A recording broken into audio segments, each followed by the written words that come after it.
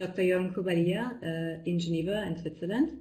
We have Mr. Shaun Riordan joining us from Spain, and I'm joining from the UK from Wales. So as usual, quite exciting, quite diverse. And well, let's get started, I would say.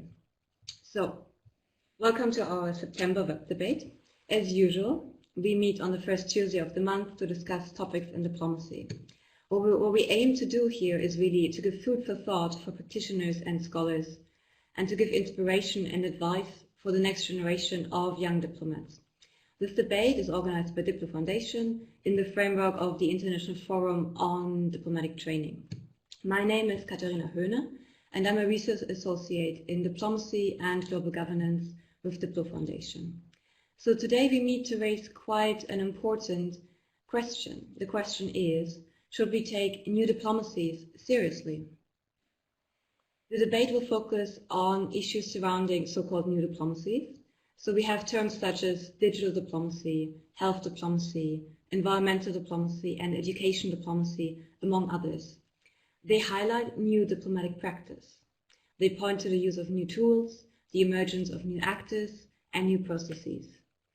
And the term new diplomacy seems to gain traction, and as it becomes more prominent, it is important to again debate this and raise questions and critical questions about new diplomacy and its various forms. To do that, we have two distinguished speakers with us today. We have Dr. Jovan Kurbalija, who is the founding director of DiploFoundation and the head of the Geneva Internet Platform. He is a former diplomat and has spent his career looking at the intersection of new technologies and diplomacy, thinking deeply about digital diplomacy and internet governance, two of the so-called new diplomacies. We also have Mr. Shaun Riordan, who is a senior visiting fellow at Clingendael. He is a former British diplomat and now an independent geopolitical consultant. His current research focuses on innovations in diplomacy, business diplomacy, and strategic approaches to digital and cyber diplomacy. I think one aspect to note in this debate is that we have seen proclamations of new diplomacy before. We have seen them in the context of internationalist ideas and suggestions towards so-called parliamentary-style diplomacy in the early 20th century. Skeptics often observe that the term new diplomacy simply marks the latest fashion trend or the latest fad in diplomatic practice without being of much substance. In a recent blog post that Shaun wrote, he called us to stop inventing new diplomacies, and is basically very critical about this obsession with new diplomacy. The blog post reignited a number of debates, and this is precisely where we will pick up today. So, to get us started, I will give the floor to Jovan to give us an introduction and to share his perspective from over 25 years of practice in, broadly speaking, digital diplomacy. Before that, just one quick reminder for the audience. Your questions are really important for us. It is your questions that will later drive the debate.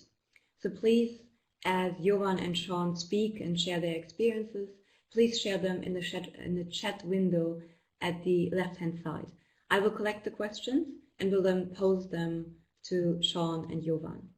But for now, over to Jovan to share his perspective and his experience. Thank you, Katharina. It's great to be today in this web debate with you and Shaun, and thank you to two of you, to Shaun for initiating this debate with his thought-provoking blog post on new diplomacies, and your reply and the subsequent discussion that we had in this field. Now, when you started this debate a few weeks ago, I visited my library, which you can see here, and I looked for the books that have some sort of a prefix in front of the name diplomacy. I found 14 books, Shaun's books on new diplomacy, NGO diplomacy, knowledge, humanitarian, global health, new economic, old economic, multi-stakeholder, conference, Asian, independent, digital, real-time, positive, celebrity diplomacy. In the meantime, I shifted with my ordering of books online, and then I found the naked diplomacy, commercial diplomacy. The list is long. And I had a look at these books, and approximately half of them deal with what we understand as a diplomacy, as a tool for managing international relations. Most other books are about international relations, about topic subject, and they do not relate directly to diplomacy. This was my first step to see what's going on, what people are writing about, to refresh my sort of memory when I was reading these books a few years ago. Therefore, this is one problem that Shaun already indicated, that these titles are given easily, and they are not given with a strong consideration. I'll reflect on that in a few minutes. The other source of my interest for this is very practical. In addition to doing research, I meet very often diplomats and government officials from countries worldwide with a very simple question: how we can join this internet revolution and deal with the impact of the internet on our societies. Now here I see the very practical impact of terminological confusion. I visited recently one Asian country in which I participated in discussions on their new diplomacy, digital diplomacy, in the different ministries, for telecommunication, ministries of foreign affairs, security ministries, having completely different understanding what it is all about. One ministry calls it digital diplomacy, the other cyber diplomacy, the third one net diplomacy, and there was e-diplomacy. Therefore, in the same country, you had 4 different perceptions of diplomacy. Now, one can say, okay, this is academic discussion, let's discuss what it means, but it is a very practical debate on determining how countries are going to address effectively and promote their foreign policy in internet-related issues. Obviously, there is always a turf battle, because one ministry which was late in order to jump on the digital bandwagon just added another prefix and say we are dealing with the different issues. But what I want to highlight is that this terminological debate, which could be considered as linguistical philosophy, has very practical impacts. Now, what we can do? First of all, I don't think that we can stop the use of these prefixes and descriptors of diplomacy. We know what was the destiny of the French Academy in trying to keep the purity of the French language. It wasn't very successful. And this is the reality for whatever reasons. I would say most of these titles were given because of publishers' pressure to have something interesting related to diplomacy. And terms diplomacy and ambassadors are very popular. If you walk in your city or town, if it is over the, let's say, 500,000 inhabitants, I'm sure that you will find a hotel or restaurant with the title diplomat or ambassador with this name. The term is popular, and I'm not sure that we can stop this moving to further use of the different prefixes. Now, what we can do, and I think this is the reason why this discussion is very important, is we have to make sure that when these terms are used, at least in policy and academic debates, we have to explain what it is all about. Is digital diplomacy about public using social media in public diplomacy, which is very often labeled, including the books which are in my library? Or is it digital diplomacy the way how countries protect their foreign policy interests in digital field, negotiate cybersecurity, internet governance, and other issues? Therefore, this is the first useful step to have the clear explanation, and this is what I'm doing in dialogues with diplomats and academics. Whenever they use the term cyber diplomacy, digital diplomacy, I ask them to describe what do they mean. And this is where the trouble often starts, because then it starts with description, but this is on the internet and diplomacy. That's fine, but what about internet? Is it about cybersecurity, artificial intelligence? Is it about use of internet and social media or data diplomacy? And that's probably would be the sort of most realistic approach, since we cannot ban use of this term, and I think that it wouldn't be even desirable. We can increase the level of discussion, academic and policy discussion, and that can then lead towards other issues that Shaun and Kat, you raised, is the question, who are the diplomats? What is diplomacy? What is the difference between diplomacy with lowercase d, which covers more or less everything under the sun, as a compromise of way of solving problems through the compromise in family among individuals, to the diplomacy with the uppercase D, which is more related to managing the international relations and so on and so on. And I think that debate is timely and it's useful, and that's, I guess, is what we'll focus on today. Over to you. I would, without further ado, give the floor to Shaun for his perspective. So, please. Okay, well, first of all, thanks for inviting me to take part in this discussion. Perhaps I should start by explaining my initially irritated rant blog about new kinds of diplomacy, new names for diplomacy. My feeling was that we were inventing new diplomacies with a kind of trivial or triviality which did not take seriously either the term or concept of diplomacy. And in doing so, we were seeing a lot of intellectual confusion. So I think Jovan's already alluded to this. We were seeing the confusion between agency, process, and subject matter. So I'd read stuff about science diplomacy that confused science as an area that might need some diplomacy done on it with science as a tool for advancing broader diplomatic strategies, or as scientists acting like diplomats, and it not being left very clear which of them we were talking about. I think Jovan's already alluded to this in the context of digital diplomacy. Is digital diplomacy about digital tools helping us do diplomacy, pursuing broader diplomatic agendas, or is digital diplomacy about doing diplomacy in cyberspace using diplomatic tools to handle problems arising in cyberspace? I think going on from that, the concern is that diplomacy and diplomatic studies become ever more emptied of meaning and ever further away from the concerns of real diplomats and what real diplomats are doing. Now, one solution that is suggested to this problem is that we say that diplomacy is what's done by government diplomats and anything else is not really diplomacy. And certainly I recently had someone argue to me along those lines that you are a diplomat if your activities are covered by the Vienna Conventions, and if they're not covered by the Vienna Conventions, you're not a diplomat. I think that's too tight, that's too narrow a definition, and it doesn't reflect reality. I don't think it reflects the extent to which we all ignore the Vienna Convention these days, especially Article 41 on non-interference.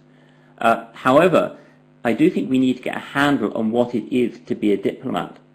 So it enables us to say, well, when somebody says this is a new form of diplomacy, or this person is a non-state diplomat, to have some kind of criteria from which we can argue, well, is it?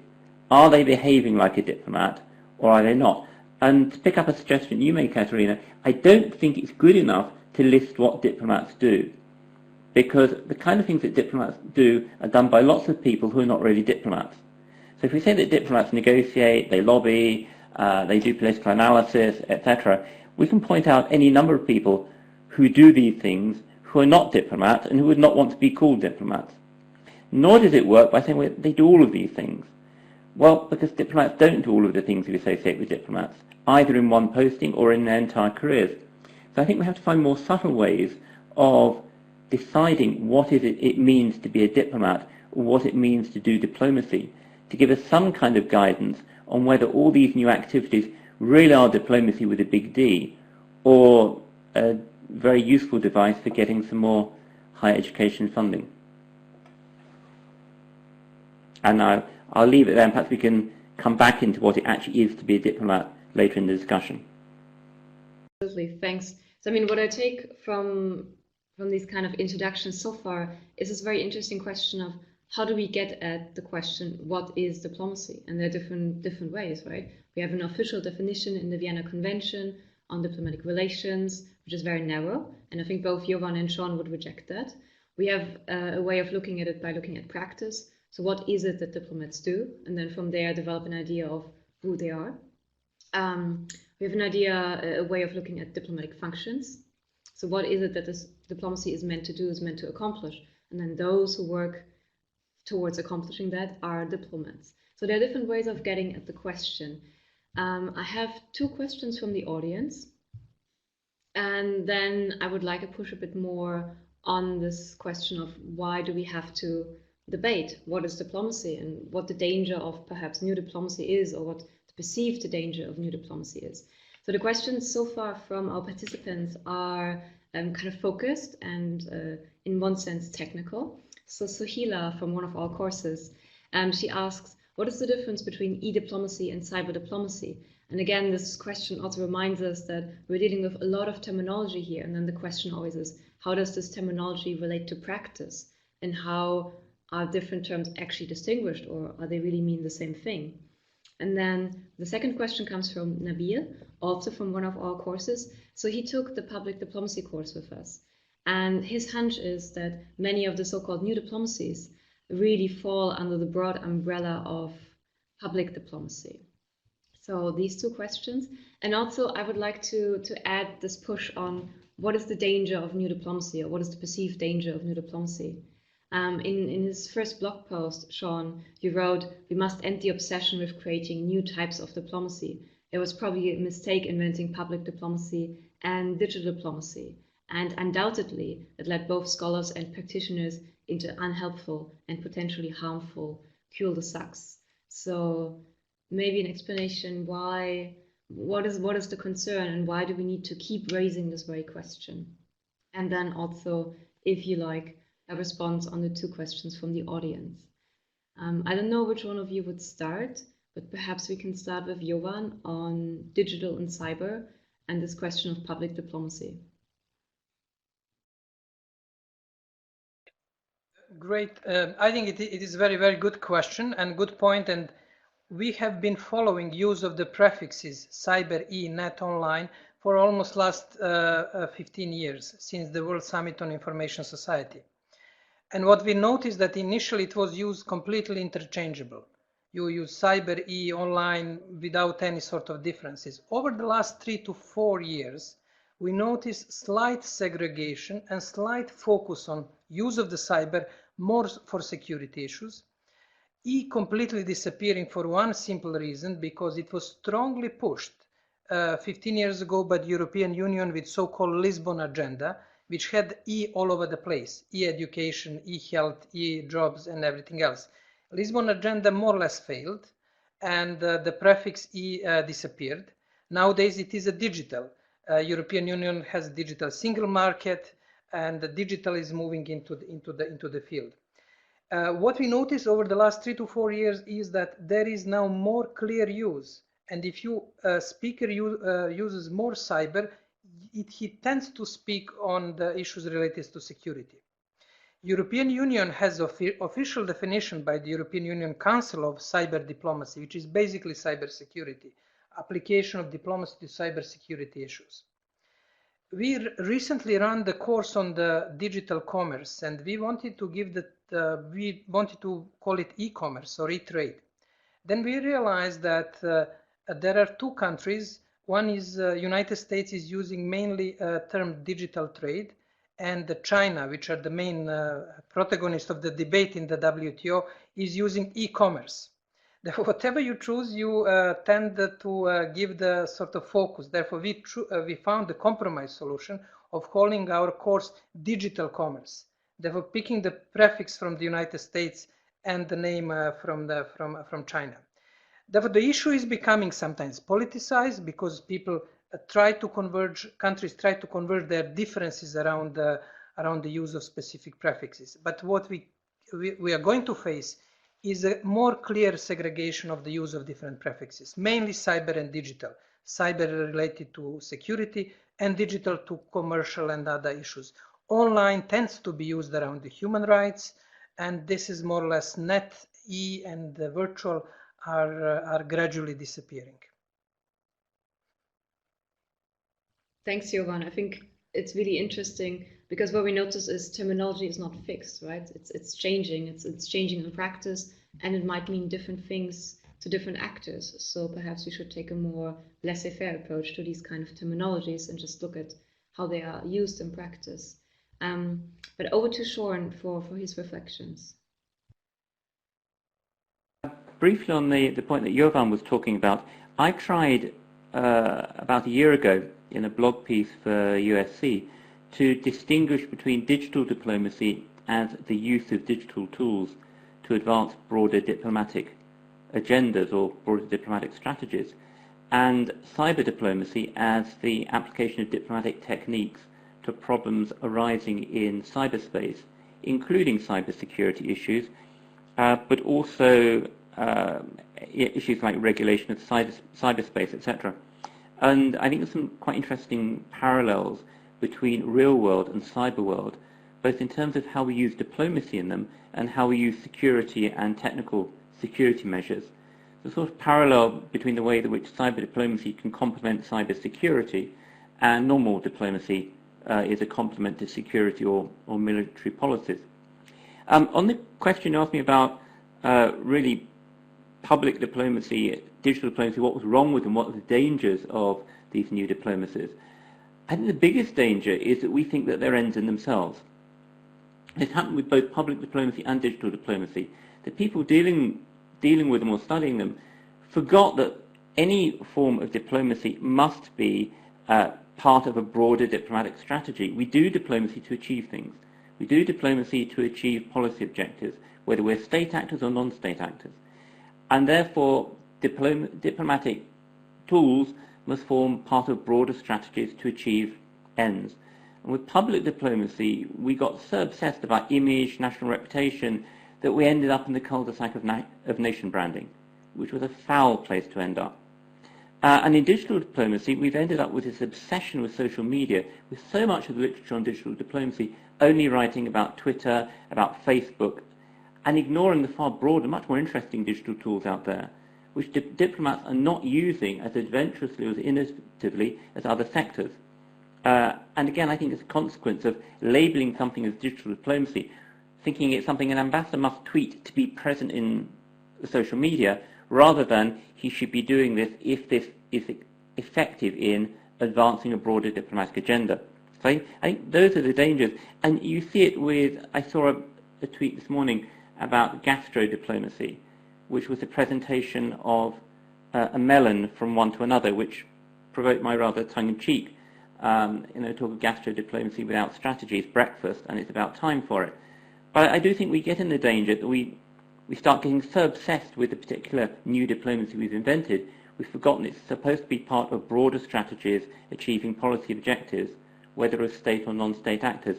And on the final point about whether these new diplomacies form parts of public diplomacy, if we're talking about new diplomacies like education diplomacy, sports diplomacy, etc., as tools in securing broader diplomatic agendas, yes, then I think they probably are they're a subset of public diplomacy, as is much digital diplomacy. If, on the other hand, we're talking about them as areas to which we apply diplomacy, then that's something different. And that's a problem with a lot of the intellectual confusion we've seen surrounding these new diplomacies. I'll stop. Thank you so much. I think this is very valuable, and I think participants in the chat really are really picking up on that. Because we've spoken a little bit about language, let me start by reflecting two comments from Biljana Scott. Biljana Scott is part of our Diplo faculty, and she's an expert in language, linguistics, Oxford trained, and she teaches language and diplomacy. So one of her comments, which is very interesting because it relates to how we use language, she says, new diplomacies perhaps need not refer to activities or needs to be somehow different in method or cut out from mainstream diplomacy. New diplomacies could also be understood as in a kind of analogous way, as an analogy, in a hyphenated use as it is used in linguistics. So for example, when we think about things that are hyphenated, like, for example, psycho, neuro, social. So in the same way, we could easily use diplomacy, she says, in a kind of hyphenated way to refer to subjects that are of concern. And then similar, she thinks like this concern about new diplomacy and the proliferation is very valuable and very valid. But just in terms of how we speak about things, about language, maybe terms such as water diplomacy, climate change diplomacy, are just a very useful way of referring to a particular subject area, to a particular sector in diplomacy that helps us to speak about it, but also to make sense of it, to kind of circumscribe it. So I wonder if you have any comments on that particular view. Shall I? Sure, I think there is a practicality in using this short. So for example, internet governance in UN document is described as public policy issues pertaining to the internet. It's easier to use internet governance, or that's one practicality. Now, on the real need to use that, since we are moving into the substance of our discussion, there are some differences. For example, internet governance field has its own differences in both modus operandi and the subject of studies. Okay, subject of studies is governing of the internet in its all multiplicity, from cybersecurity to human rights, digital commerce. But when it comes to modus operandi, this will introduce some new elements like participation of civil society, technical community, and some sort of an interesting interplay between decision-making bodies, where diplomats act in their capacity of representing governments, and decision-shaping bodies, which create some sort of prepared decisions, including ICANN, Internet Corporation of Assigned Names and Numbers, which have been trying to experiment with the new multi-stakeholder model. Therefore, each of these fields has some specificities, including science diplomacy. Of course, gastro diplomacy is a bit extreme, but when we analyze what's going on in the European Union in different field areas which are covered diplomatically by the specialized ministries in the member states, there are some new ways of new introduction. Does it deserve to be labeled as a new diplomacy or not? This is an interesting debate. Ultimately, all of them represent their countries, as Shaun indicated. They negotiate, they draft documents, and they manage the process. Therefore they are aware of the need that they will be around, hopefully if they're not kicked out of their ministries, for some time. Therefore, the maintenance of the process and the system is important value in itself. Therefore, there are some reasons, specificities on modus operandi to discuss. And just quick reflection on this huge confusion in digital diplomacy between topic of discussion, what are their foreign policy interest in digital aim field, and the tool like social media, and it has caused quite a bit of confusion. And as I indicated from my practical experience from meeting the diplomats and countries, also practical sort of impact on the way how countries organize their foreign policy activities in the internet field. It is getting a bit clearer with this sort of focus on explaining how they use the term. Yesterday, just interestingly enough, I attended a meeting of policymakers where they insisted that there is a difference between digital diplomacy and cyber diplomacy. Cyber diplomacy is about security. Digital diplomacy is about everything else in the foreign policy which is not security. This was for me new definition. Therefore, human rights, digital commerce, everything is digital diplomacy. Therefore, I should probably write the collection of different perception on the cyber, digital, and other diplomacies. Over to you. I have to say I love the idea of psycho-diplomacy. I'm sure I've met a few psycho-diplomats in my life. The one thing I'd like to slightly disagree with Jovan with is I don't think the distinction he drew is between cyber diplomacy and non-cyber diplomacy in terms of multi-stakeholder diplomacy. I think these are issues that exist within cyberspace and outside cyberspace, where we have participation by multiple stakeholders, civil society, and that is equally true of things like climate change, which is outside cyberspace. What I think the distinction is distinction between the new diplomatic agendas or the global issues agendas, where we're looking at issues like climate change, like major regulatory issues, where we do get participation by a broad range of state and non-state stakeholders or actors, and where diplomats have to develop multiple stakeholder techniques, whether digital or otherwise. And security type issues, which when we're dealing with them in cyberspace, are equally limited in who you're talking to. So if we're going to try and talk about, for example, there's a wonderful book by Ben Buchanan, published recently, called The Cybersecurity Dilemma, where he translates Thucydides' security dilemma into cyberspace. And one of the conclusions you come from that is that you need to start complementing cybersecurity measures with cyber diplomacy measures to get yourself around the cybersecurity dilemma. Now that is something which is likely to be very close to governments and not being talked about among broad stakeholder networks. So I think the distinction is much more between agendas, those agendas which remain very governmental, and those agendas which are more open to multiple stakeholders. And in terms of using these terms, I think it's fine using these terms as shorthand, provided we don't get trapped in the idea that we're talking about something very different and separate from anything else. I got an exchange over water diplomacy where the impression I got was that water diplomacy was being done as something very separate from other diplomacy. Well, if it is, it won't work, because for every country participating in discussions about the water issue, that is going to form part of a broader foreign policy strategy, of which the water issues are one very important component, but there are others. And if that's not being properly integrated across the whole strategy, whatever their, in inverted commas, water diplomats agree will be disowned by the rest of the government. So the danger of taking these special kinds of diplomacies and creating them something very separate from everything else, I think is very real. If we're just using them as very casual names that are convenient labels, understanding that's what we're doing, it's probably less of a problem. Thank you. Oh, Jovan, yes, please, go ahead. Just one comment. I completely share the Shaun's observation about similarity between different fields.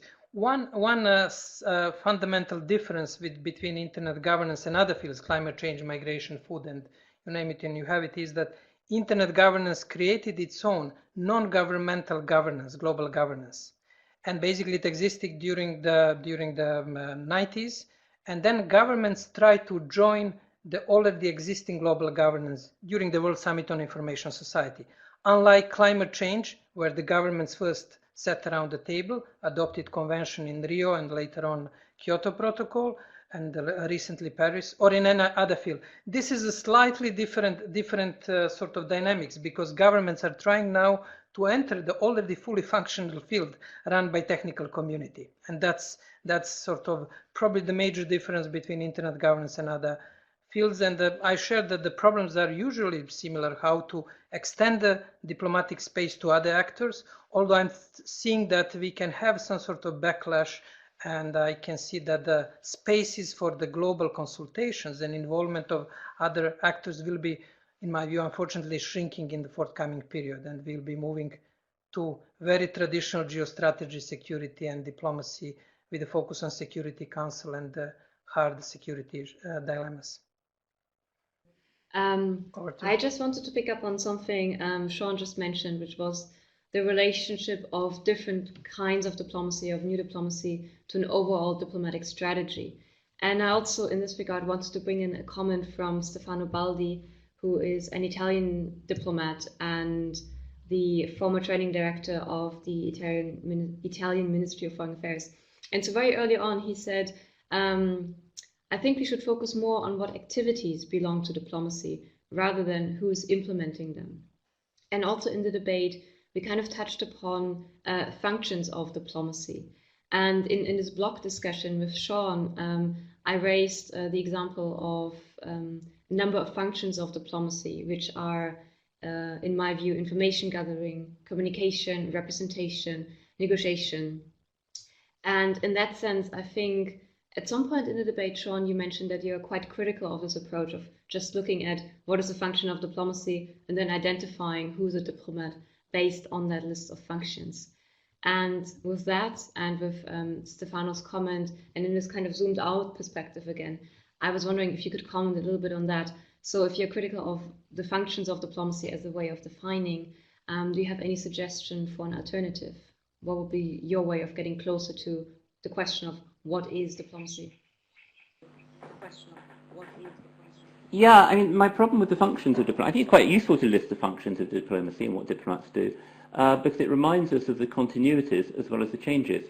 With our enthusiasm for new ways of doing diplomacy, we often forget the extent to which diplomats are doing exactly the same thing they were doing 100 years ago, 200 years ago.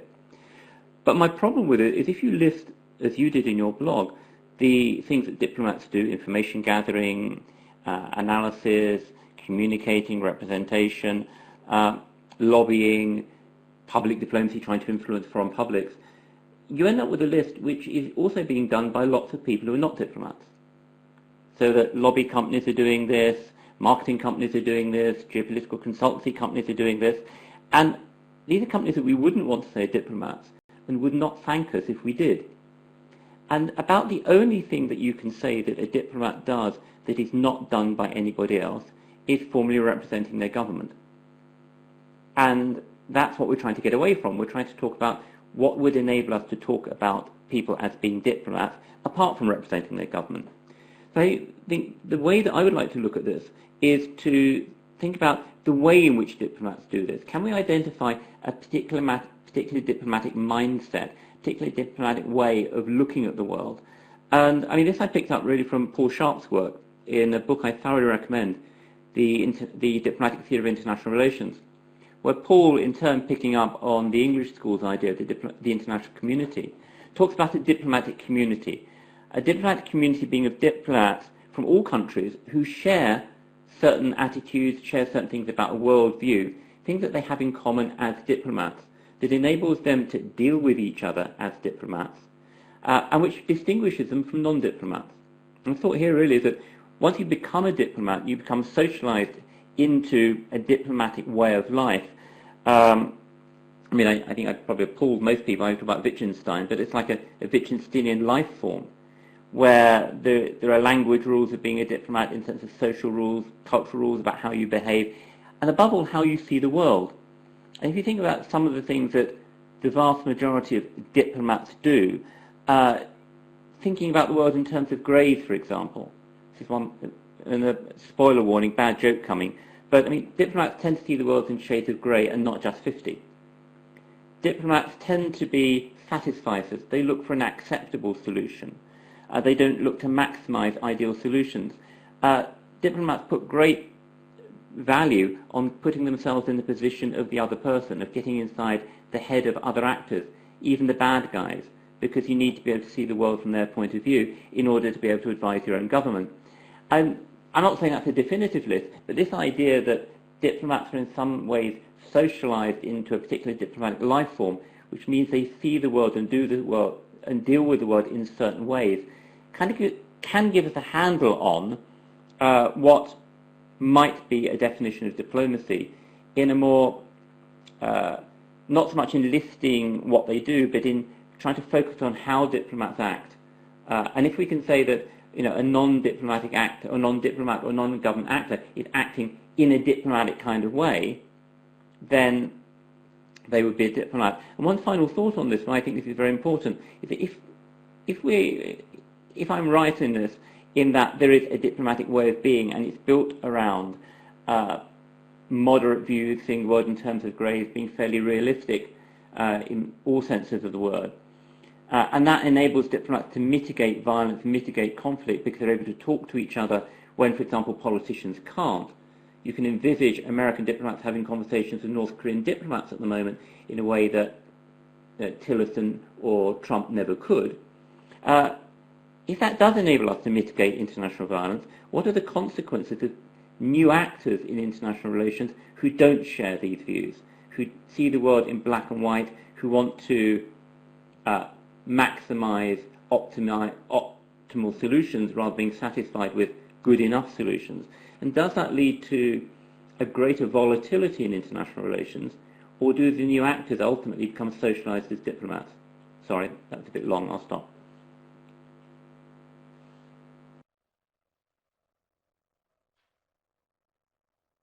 Really insightful, and I think it's a really good alternative to go via the functions of diplomacy, to look at diplomacy as a way of life, of a certain mindset, a certain Lebensform, etc.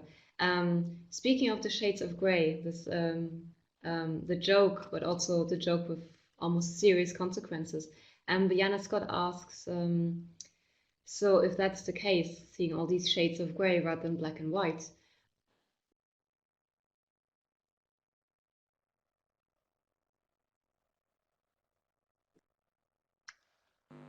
Sorry, I lost that. does it mean that Okay, Dibijan asks, why do you think of diplomats almost amoral for securing the world of shades of grey? Well, could I just... almost amoral diplomacy. Well, it goes, I guess, deeper, if I can comment on this. It goes deeper on the question of... could you hear me now?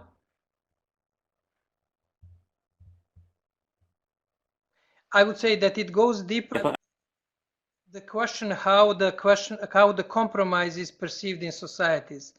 And as you know, compromise as a word doesn't have a high value in many societies.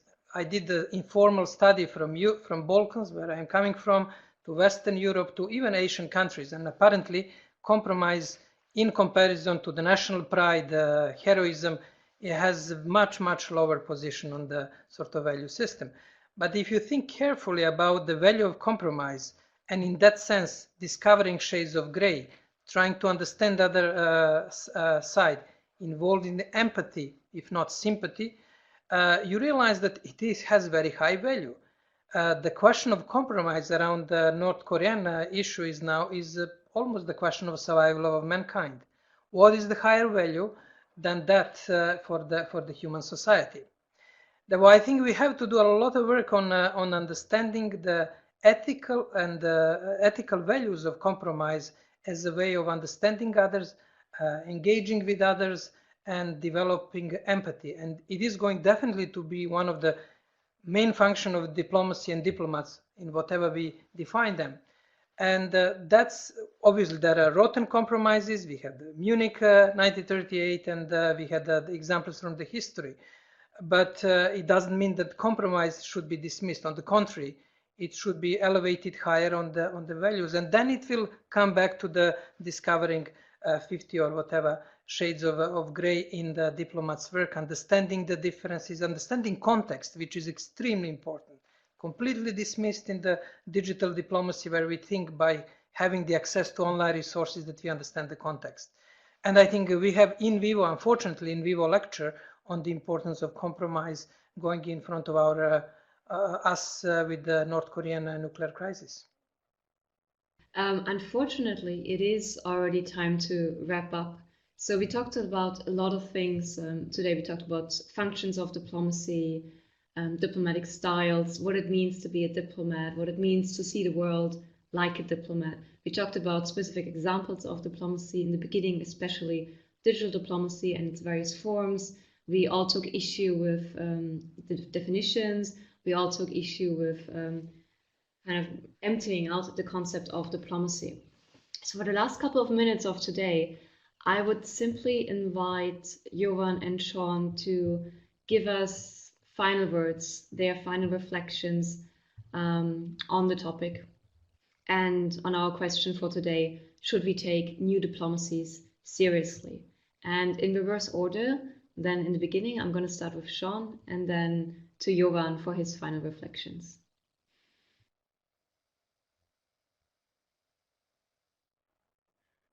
First, I'd like to say how much I agree with Jovan. I think this business about the value of compromise and understanding the value of compromise is important. And I think that's one of the defining aspects of a diplomat. That diplomats, because they see the world in shade of grey, because they see, or they try to see the world through the eyes of the other person, the people that they're dealing with. And to do that, they're very aware of context. Good diplomats should have a good historical knowledge. They should study culture. I remember when I had to learn Mandarin Chinese, being told to learn classical Chinese poetry as well, so that I would understand where my colleagues were coming from. And that's also an important point. Diplomats regard diplomats of other countries as colleagues, to work with, not to work against. So I think all of those aspects, trying to define diplomacy and diplomats in ways of being, in ways of living, in ways of doing things, helps us get a handle on whether what other people are doing is or is not diplomacy. And in terms of the question, should we take new diplomacies seriously, provided we are clear on what we're talking about. Are we talking about process? Are we talking about agency? Are we talking about subject matter? provided we link them with broader diplomatic strategies so that we understand they don't exist in bubbles of their own, but are related to lots of other things that are going on. So, for example, to take the cybersecurity issues that Jovan was talking about, we need to understand that these also form part of broader diplomatic strategies. So if we're talking about North Korea, it might be part of a broader diplomatic strategy to pressure North Korea by some cyber-style attack or using cyber techniques to damage their nuclear program, as was done with Iran. So there we have to see it's all part of a broader strategy. So providing we're doing all of that and we don't take them too seriously, then I don't ultimately object to people using the terminology, but provide they're just labels and we realize that diplomacy itself is something broader and more serious, and with 250 shades of grey. Okay. In concluding remark, clarity matters, but the question of clarity is not going against the sort of complexity of thinking and seeing things in many shades of grey. Clarity is useful, and as I'm often very critical of uncritical application of the concept of corporate social responsibility. Business companies are made to make a profit, and this should be their main aim. They should act within the legal terms, but their main objective and aim should be to make a profit. The main objective and aim of diplomacy is to promote the national interest and, as much as it is possible, to preserve the peaceful order in the world. Therefore, we should always come back to the ultimate aim and objective of diplomacy. I would suggest that we encourage the different uses of terms of diplomacy. We need to sort of revitalize the relevance of diplomacy and compromise and diplomats in the global public perception. It is not very high currently. Because it is a matter, in my humble opinion, it is a matter of the survival of humanity.